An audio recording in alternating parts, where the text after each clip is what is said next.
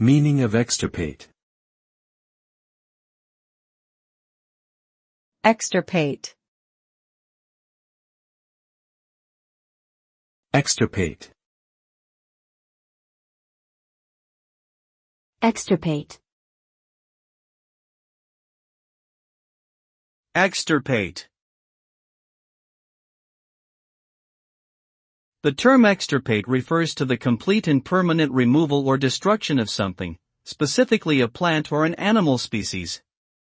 When an organism is extirpated, it means that all individuals of that species have been eliminated from a particular area or region, although they may still exist in other locations.